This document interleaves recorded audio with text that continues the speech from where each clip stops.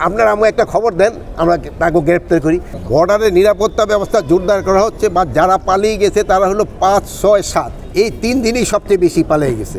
এখন পালানোটা খুব একটা সুবিধাজনক তাদের জন্য হচ্ছে না। এরা কিন্তু সবাই শহীদের মর্যাদা পেয়েছে, এবং যারা অসুস্থ আছে এই সবাই চিকিৎসা ব্যবস্থা কিন্তু সরকার করবে। আইন শৃঙ্খলা বাহিনী, এটা আমি অনেক আগেই বলছি, যারা কর্মস্থলে অনুপস্থিত আছে তারা আমার এই বাহিনীর সদস্য না, তারা ক্রিমিনাল। তাদের যে কোনো জায়গায় পাওয়া যাবে আমরা ধরে দিবে, আপনারাও তাকে ধরে দিন। যার জন্য আমাদের আজকের এখানে আয়োজন, সেই মুগ্ধকে আমার মনে হয় আপনাদের কারো কাছে পরিচয় করিয়ে দেওয়ার কোনো দরকার নেই। আপনারা সবাই তারা চিনেন, তার কন্ট্রিবিউশন এই দেশের জন্য আপনারা সবাই সবসময় মনে রাখবেন। তার এই স্মৃতির জন্য আমাদের এই এপিবিএন ব্যাটালিয়নের এলাকায় তার একটা অফিস, যে অফিসে বসে তিনি অফিস করতেন, ওইটার আজকে উদ্বোধন করা হলো, এবং তার নামে এই স্কুলে একটা গেট প্রতিষ্ঠা করা হলো। আপনারা সবাই মুগ্ধর জন্য দোয়া করবেন, আল্লাহ যেন এর ব্যস্ত নসিব করে। এরা কিন্তু সবাই শহীদের মর্যাদা পেয়েছে, এরা কিন্তু সবাই শহীদ হয়েছে।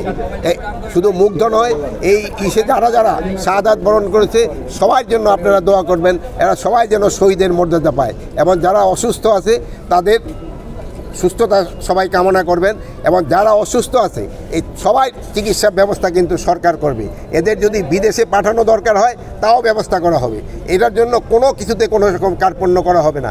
বিদেশ থেকে ডাক্তার আনা হবে, তারাও যদি কেউ সাজেস্ট করে যে এদের কাউকে বিদেশে নিয়ে যাওয়া দরকার, তাকে বিদেশে নিয়ে যাওয়া হবে।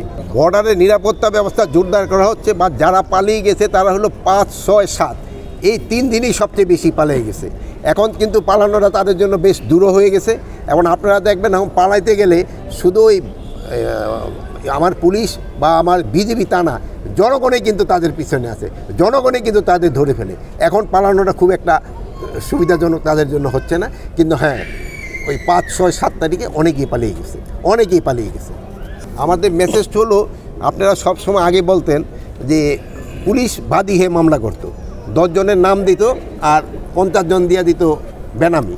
এখন কিন্তু পুলিশ কোনো মামলা করছে না, এই মামলাটা কিন্তু করতেছে সাধারণ পাবলিক। এটার ক্ষেত্রে কিন্তু পুলিশের মতো যে জিনিসটা ওইটা এখন সাধারণ পাবলিক করতেছে। তারা 10 জনের নাম দেয়, 100 জনের করে দেয়। এই জন্য আমাদের এটা ইনভেস্টিগেশন হবে, ইনভেস্টিগেশনে যে দোষী সাব্যস্ত হবে তার ক্ষেত্রে অ্যাকশন নেওয়া হবে। এটা তো আপনারা আমগো থেকে আরও সে জার্নালিজমে আপনারা আমগো একটা খবর দেন, আমরা তাকে গ্রেপ্তার করি। আপনারা এগুলো বহু লোক, আমাদের দায়িত্ব তাদের গ্রেপ্তার করা, আপনাদের দায়িত্ব আমাদের ইনফরমেশন দেওয়া। আমরা গোয়েন্দা সংস্থা কাজ করছে, আপনারাও তো অনেক সময় এই জার্নালিজম করেন না, ওই যে এটা কী বলে জানি ইনভেস্টিগেশন জার্নালিজম, ওটাও করবেন। আপনারা আপনারও জানলে তাদের কাউকে ছাড়া হবে না, জানলে কেউ ছাড়া পাবে না। আপনারা ইনভেস্টিগেশন জার্নালিজম করেন, আপনারা কাইন্ডলি আমাদের 2 একটা ইনফরমেশন দেন।